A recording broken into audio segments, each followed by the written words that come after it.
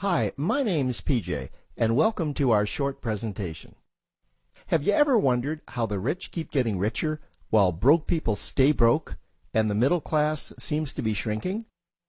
Well, this isn't nearly as mysterious as it may appear when you examine the specific differences in how broke people, the middle class, and the rich spend their money. Now, this is such a simple concept, yet so profound, it nearly knocked me out of my chair when I finally understood it. I'm going to show you exactly how the rich spend their money, and you can evaluate for yourself why they keep getting richer and the broke keep getting broker, and why the middle class remains so stressed out. Now, to get started, I'd like to review some financial terms we'll be using during this presentation. The terms that you need to be familiar with are cash flow, which means money you bring in, expenses, which means money you spend, assets. Now, this is the most confusing one. You're probably familiar with the traditional definition of an asset, which is something you own or have equity in. However, back in the 1990s, Robert Kiyosaki introduced us to a new definition of an asset in his groundbreaking Rich Dad, Poor Dad series of books. Robert taught us that an asset is something that pays you, and that's the definition we'll be using here. Liabilities is the last term, and it's defined as things that cost you money. As an example, a house is typically viewed as an asset, but can it actually be a liability? Yes, with our revised definition, anything that costs you money is a liability, not an asset. If you have a mortgage, your house is an asset to your banker because it pays him or her every month. But could a house also be considered an asset to you? Yes, in the right circumstances it could, when it pays you money. Let's say you buy a house and you rent it out, and it paid you a positive cash flow every month after all expenses. That would then be considered an asset. Now, one more time with the terms, just to be very clear before we continue. Cash flow is money you make. Expenses, that's money you spend. An asset pays you, and a liability costs you. Now let's take a look at how broke people spend their money. Now, when I say broke people, I'm not referring to the destitute. I'm speaking about that large portion of our society that lives from paycheck to paycheck and who never seem to have any money. In fact, most times there's more month left at the end of their money, and I'm sure many of you can relate to that group. On payday, broke people buy what I'm going to call stuff. Well, what's stuff? Well, that's inexpensive things that people buy that they don't really need to survive. You go into someone's house and you can't find any counter or tabletop space in the whole house because of all the stuff on it. Their house and their cars are full and cluttered with stuff. Well, where do they get all this stuff? They buy it at the flea market, at the garage sale, at the dollar store, at the craft show.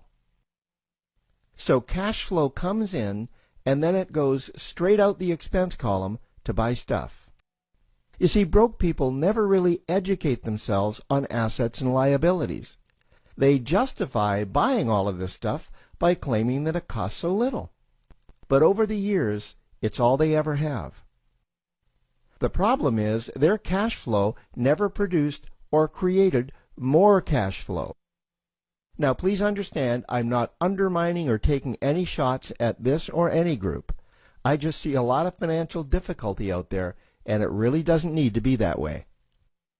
Creating wealth isn't a mystery, it's a formula.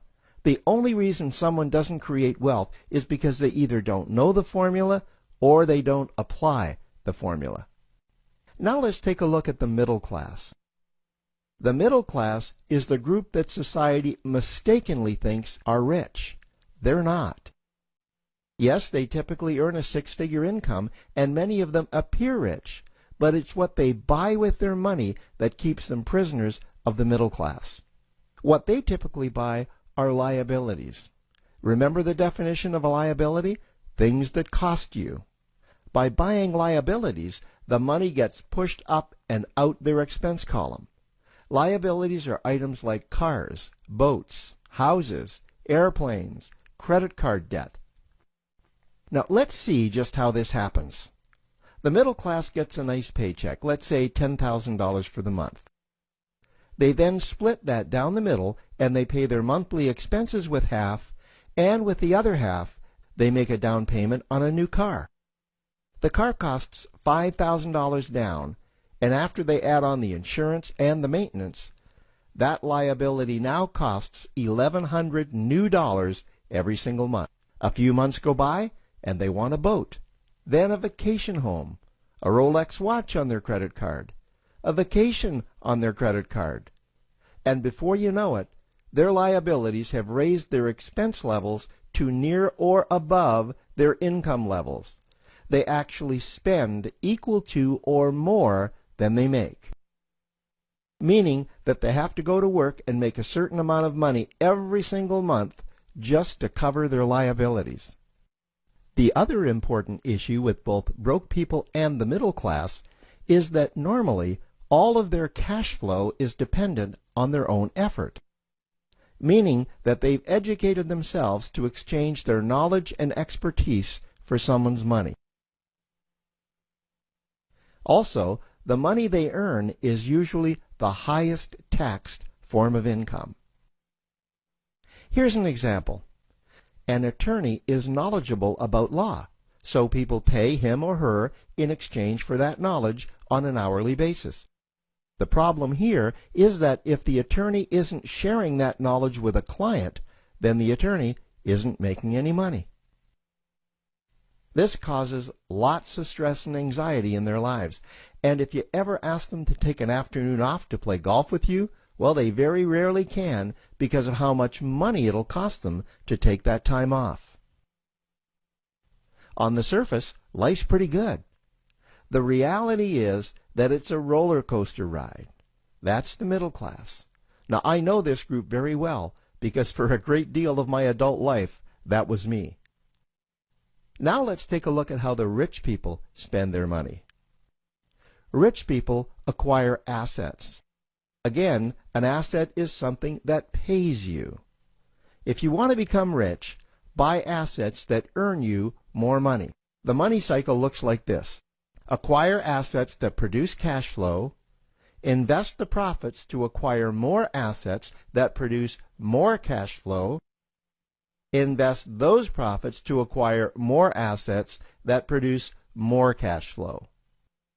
The rich spend their money and acquire things that produce more money. Here are a few examples of assets that produce more money. Investments are the obvious ones: stocks, bonds, real estate. Education is another asset.